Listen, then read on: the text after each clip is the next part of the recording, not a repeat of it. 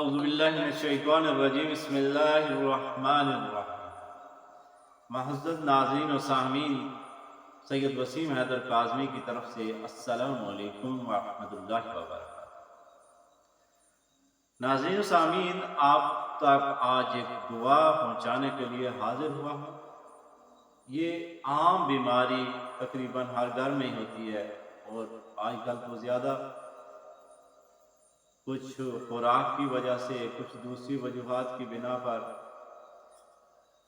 سر درد اور کان درد کی دعا جو نبی پاک صلی اللہ علیہ وآلہ وسلم سے ہوتے ہوئے معصومین علیہ السلام کے توسط سے ہم تک پہنچی ہے۔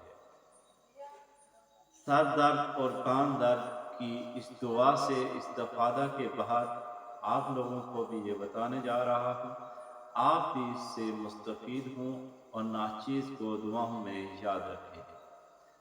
دعا پیش خدمت ہے۔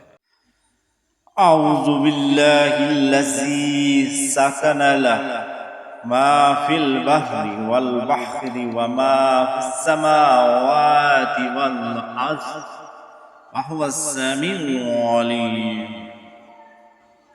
اس دعا کو پڑھنے کا طریقہ امام باقر علیہ السلام نے یوں فرمایا کہ اس دعا کو 7 مرتبہ پڑھیں اور درد والی جگہ پر ہاتھ پھیرتے رہیں۔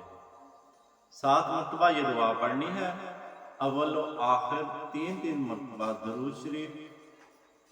آپ کوئی بھی کام کرتے ہیں، دعا کرتے ہیں، عبادت کرتے ہیں، اس کی قبولیت کے لیے درود شریف کا ہونا لازم ہے۔ اس میں درود شریف ضرور شامل کریں۔ درود شریف عظیم عبادت ہے جس میں اللہ اور ملائک بھی شامل ہوتے ہیں، اس لیے درود شریف کو اٹھتے بیٹھتے اپنی عبادت کا حصہ بنائیں۔ تو یہ دعا آپ کو پھر بتا دیتا ہوں، یہ دعا پڑھنی ہے کس طرح۔ 7 مرتبہ یہ دعا پڑھنی ہے اور درد والی جگہ پر ہاتھ پھیرتے رہنا ہے، انشاءاللہ افاقہ ہوگا۔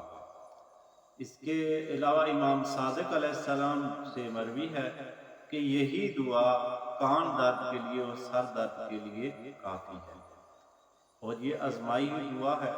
انشاءاللہ آپ بھی مستفید ہوں گے اور ناچیز کو دعاؤں میں یاد رکھیں گے۔